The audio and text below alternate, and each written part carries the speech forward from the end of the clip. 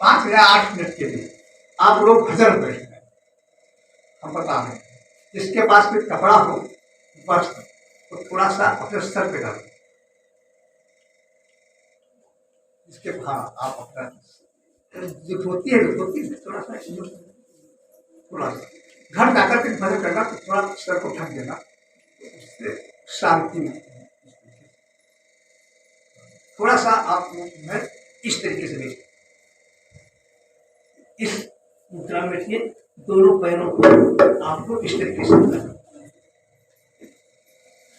जो नहीं वो बैठक अच्छी नहीं है ये, क्योंकि इसमें जो ये रीढ़ होती है, ये कुंडली होती है, कुंडली का स्थान रीढ़ होता है। अब ये उल्टा होती है, कुंडली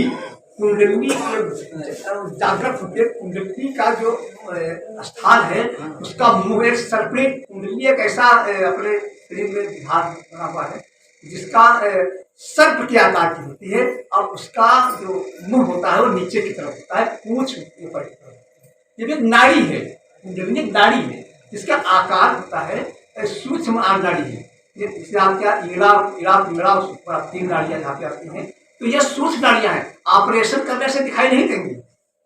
कोई कहे आप डॉक्टर कहे ऑपरेशन करके हम देखिए ईड़ा नाड़ी कैसी होती है, पिंगड़ा कैसी होती है, सुखमड़ा कैसी होती है, ये ऑपरेशन नहीं दिखाई पड़ेगी। ये है रूहानियत वाली बातें हैं। इसी प्रकार एक कुंडली होती है जो सर्प के आकार की होती है और इसका मुंह नीचे की तरफ होता है। तो इस तरीके से जब आप बैठेंगे, इस तरीके से हम आप देख लीजिए, इस तरीके से, और रीढ़ थोड़ी सीधी करोगे तो इस पर थोड़ा दबाव पड़ेगा, और अपने कानों को इस तरीके से बंद करना है ताकि बाहरी आवाज विशेष ना आने पाए। इस तरीके से कानों को बंद करना है, समझ लीजिए। और ये जो आपकी अनामिका उंगली है, इसको अनामिका कहते हैं, ये अनामिका उंगली है। अनामिका उंगली को दोनों आंखों के बीच में लगाते हैं, यहाँ पे हल्के से प्रेस करते हैं, दबाते हैं। आंख पे दबाव नहीं पड़ना चाहिए। आंख से अलग जो नाड़ी, यहाँ पे ईड़ा और पिंगड़ा, ये बाई वाली को ईड़ा कहते हैं, दाहिनी वाली को पिंगड़ा कहते हैं। ये इसको गंगा कहते हैं, इसको सरस्वती कहते हैं। जो गंगा सरस्वती यहाँ पे बह रही है ये काल्पनिक है, ये न कोई गंगा है न कोई सरस्वती है। ये न कोई गंगा है न कोई सरस्वती है न कोई जमुना है, जो धरुआ नाम है इससे कोई लग नहीं है। आपके अंदर सरस्वती यहाँ ये जो दाहिनी वाली है सरस्वती है, ये गंगा, इसे ईड़ा और गंगा कहता है। इस तरीके से इसको हल्के से दबाते हैं, हल्का, जब हल्का प्रेस करेंगे तो ये नाड़ी एक्टिव हो जाएगी, सक्रिय हो जाएगी, सक्रिय हो जाएगी। और सक्रिय जब होती है तो ऊपर की तरफ चलती है। यहाँ पे सुखमड़ा एक नाड़ी होती है, तो जाकर जब ऊपर तरफ एक्टिव होती है तो सुखड़ा में मिल जाते हैं, सुखमड़ा में मिल जाते हैं। इसका जो असर होता है सुखमड़ा में, इसका प्रवेश कर जाता है सुखमड़ा में। जो जब आप कान थोड़ा सा रुकेंगे, यहाँ बंद करेंगे, बाहरी आवाजें रुकेंगी, और ईड़ा पिंगड़ा को हल्का प्रेस करेंगे तो इससे जो इसका जो प्रभाव है, इसकी चाल है ऊपर की तरफ भागेगी, तो यहाँ कहा जाएगी सुखमड़ा में मिल जाएगी। तो सुखमड़ा, इसको त्रिवेणी इसे कहते हैं, और त्रिवेणी नहाओ तो मुक्ति हो जाएगी। त्रिवेणी है यहाँ पे, दुनिया में त्रिवेणी बनी है, यहाँ पे गंगा जमुना सरस्वती मिल जाती है। तो लोग कहेंगे त्रिवेणी नहाओ तो कैलाश हो जाएगा, वो त्रिवेणी नहा इसका नहीं होगा। त्रिवेणी तो आपके अंदर है, शरीर के अंदर, रूहानियत त्रिवेणी आपके अंदर है, वो उसमें नहीं। उसमें तो तमाम कछुआ और मछलियां है, किसी कोई नहीं करता है, करते होते तो उसमें क्यों रहते। तो ये आप ये इसको प्रेस करेंगे तो यहाँ पे इसका असर पहुंचेगा। ये यहाँ इसका जो प्रवाह है, इसकी चाल है ऊपर की तरफ जाएगी और जाकर के सुखमड़ा में टच कर देगी। अगर सुखमड़ा में टच करेगी तब क्या होगा, यहाँ पे आपको हल्का सा इस जगह पर हल्का प्रकाश, अब तीनों एक जगह मिल गई। हाँ, तो जहाँ पे सुखमड़ा में ईड़ा पिंगड़ा नाड़ी का प्रवाह ऊपर की तरफ होगा तो जाकर के सुखमड़ा में टच कर जाएगी, और जब तीनों एक जगह मिलेंगी तो प्रबल शक्ति आ जाएगी, में प्रबल पावर आता है। उधर से आपकी कुंडलिनी है वो, जब आप रीढ़ सीधी करके बैठेंगे और ऊपर की तरफ यहाँ पे देखने का प्रयास करोगे, यहाँ पे पूरा ध्यान लगाओगे तो वो भी घूमना शुरू कर देगी। कुंडलिनी जो आपकी है रीढ़ पे, इसमें बहुत भयंकर प्रकाश, कुंडलिनी में बहुत भयंकर प्रकाश, ये भी ऊपर की तरफ होगी। अब ये जागृत तीन तो यहाँ मिली है, प्रबल हुई है, उधर से कुंडली की ताकत भी आप जागृत होगी और वो भी ऊपर की तरफ चलेगी। तो क्यों खिंचाव ऊपर की तरफ होगा ना, तो भी ऊपर की तरफ चलेगी, उसका मुंह जो नीचे की तरफ है तो ऊपर की तरफ हो जाएगा। और जब ऊपर की तरफ होगा, इसका पहचान क्या होगी, जब ऊपर की तरफ कुंडली बढ़ेगी, उसका घूम करके ऊपर की तरफ आएगी, तो आपके अंदर भव्य प्रकाश आ जाएगा, एकदम से इतना प्रकाश आ जाएगा, इतना प्रकाश आ जाएगा। लेकिन वहां पे शब्द ने बताया है घबराने की जरूरत बिल्कुल नहीं है, वहां डरने की जरूरत नहीं है। वो प्रकाश आ जाने दो, बिल्कुल प्रकाश में बिल्कुल खो जाओ।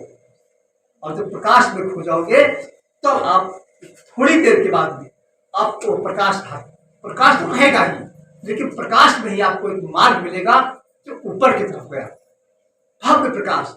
और उस प्रकाश के अंदर एक मार्ग मिल जाएगा। और वो लेकिन वहां थोड़ा प्रकाश में ऐसा मिलता है जो बड़ा ही भयंकर होता है, और लेकिन उसमें घबराने की जरूरत नहीं है, उसमें आपको एक मार्ग मिल जाएगा। और वो मार्ग जो होगा, वो मार्ग में एक चुंबक जैसा मिलेगा, वो चुंबक जीवात्मा को खींचेगा, जीवात्मा को, आत्मा को ऊपर की तरफ खींचेगा, ऊपर की। और ऐसी स्थिति में यह नाम छूट गया, तो नाम ये बताया गया है, वहां पे होश नहीं रहेगा। मतलब दुनिया की कोई भी चीज, न तो यहाँ की अक्षर, न तो यहाँ का शरीर, न तो यहाँ का संसार, कुछ भी नहीं रहेगा याद। वहां पे परम आनंद में जीवात्मा पहुंच जाएगी, परम आनंद में। जरा भी होश नहीं रहेगा कि हम कौन है, कहाँ हमारा शरीर है, कहाँ हमारा घर है, कहाँ हमारा संसार है, कहाँ से हम आए हैं इस संसार से, यहाँ का कुछ भी नहीं होगा। बाकी सब कुछ छूट जाएगा, बिल्कुल ज्ञान ही नहीं रहेगा कि हम कहाँ से ऊपर की तरफ चले। इतना आनंद, इतना सब कुछ आप छूटेगा, इतना आनंद रहेगा जिसको कहते हैं ब्रह्म आनंद। वो ब्रह्म आनंद प्राप्त होगा। आप देखिए, हमने कहा था कि मन ऐसे कैसे रुके। जब मन इस विषय वासनाओं में फंसा हुआ है तो ये मानेगा नहीं, इसे थोड़ी देर के लिए मानेगा। यहां तक कि जो भक्त नहीं है उनका सत्संग में भी मन नहीं मानता, सत्संग में भागा करता है, हलचल मचाया करता है। और नाम का जाप करो तो 2-4 बार करोगे तब तक मन भाग जाएगा। ट्राई कर लेना, ये क्योंकि नहीं रुकेगा इस तरीके से, क्योंकि इसको चाहिए नई चीज। और नाम के जाप में इसको नई चीज नहीं मिल रही है, इसको और नई खोज कर किया करता है, और खोज किया करता है। क्योंकि जो चीज पहले लालच होगा, किसी चीज में मन लालच होगा और उसको प्राप्त करेगा, और प्राप्त करने के कुछ ही समय बाद उससे वो भी जाएगा, फिर दूसरी तरफ भागेगा जिससे और अच्छी हो। ये क्या है, मन की आदत है, मन हटेगा नहीं। थोड़ा सा कोई चीज सोचो, कोई चीज सोच लो, ये हमको मिल जाए तो हमारा कल्याण हो जाए, या कुछ भी सोच लो, अब मालिक की दया हुई, वो चीज आपको प्राप्त हो गई। लेकिन वो प्राप्त लेने के बाद मन थोड़ा तो सुकून में रहेगा, थोड़ा सा। अब थोड़े दिन के बाद मन फिर भागेगा, अरे ये नहीं और इससे कुछ होता है। इसलिए मन मारने वाला नहीं है, मन कंट्रोल नहीं होगा। ठीक मतलब मन कंट्रोल नहीं होगा। अब जब हम उस स्थान पहुंच जाएंगे जहां हमने बताया अध्यात्म की बदौलत करके यहाँ पे जो ध्यान करेंगे और ये स्थान खुलेगा, और उधर हमारी जो इरा पीड़ा सुखड़ा 3 नाड़ियों का बल इधर मिला और उधर कुंडली का बल मिला, और वहां पे भव्य प्रकाश आया। और भव्य प्रकाश में जो मार्ग मिला, वो मार्ग एक ऑटोमेटिक उसमें चुंबक है, आपको कहीं नहीं जाना है, वो खींचेगा, ऑटोमेटिक खींचेगा।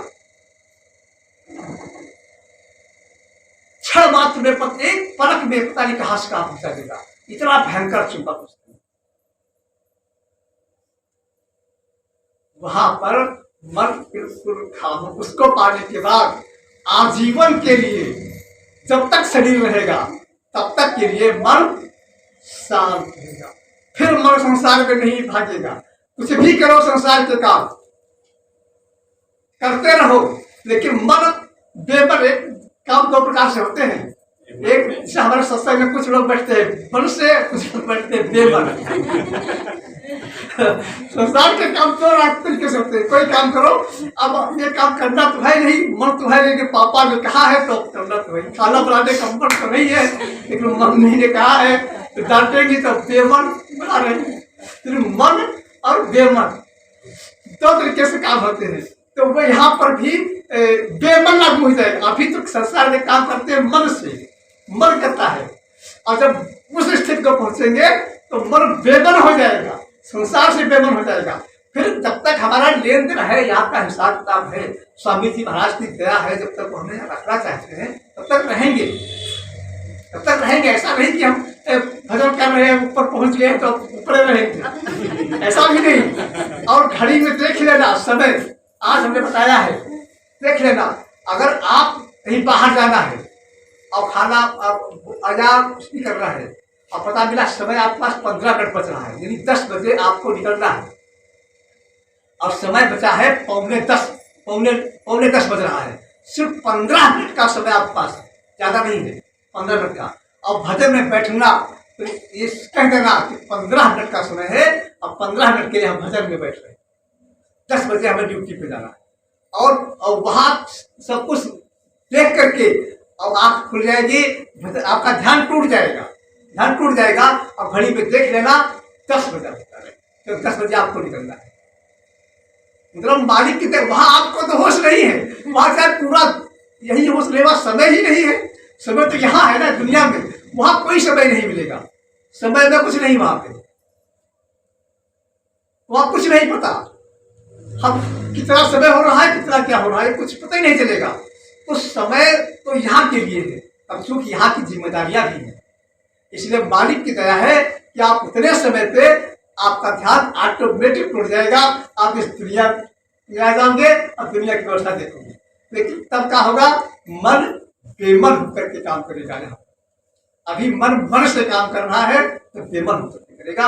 इस तरीके जो हमने बताया है, चाहे भले ही समय 10 मिनट का मिले, 5 मिनट का मिले, 15 मिनट का मिले, इस भजन में जरूर बैठना। जितने लोग भक्त और जिन्होंने नाम नहीं लिया उनकी मैं बात नहीं करता, उनको कुछ भी नहीं मिलने वाला है, उनके लिए तो निरर्थक। क्योंकि वहां हमने कह दिया 2 चीजें पहले अस्त्र आपको दिए जाते हैं, एक तो सत्संग का और दूसरे नाम का। अब 2 अस्त्र लिया नहीं तो तीसरा कहाँ से मिल जाएगा, तो मिल नहीं सकता। वो मिलेगा उन्हीं के लिए जो 2 चीजें जो जिनको प्राप्त हो गई है, सत्संग में जिनका लगाव हो चुका है और जिनका नाम के जाप में लगाव हो गया है, वो तीसरा आसानी के साथ प्राप्त होगा, बहुत आसानी। जितना इधर लगाव होगा 2 से, सत्संग से और नाम के जाप से, उतना वो तीसरी वाली मंजिल बहुत आसान हो जाएगी, बहुत आसान।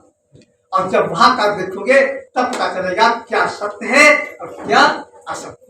हमने पहले ही कहा था कि यहाँ की जो भी चीजें हैं सब काल्पनिक हैं, वेद शास्त्र पुराण पूजा पाठ सब काल्पनिक,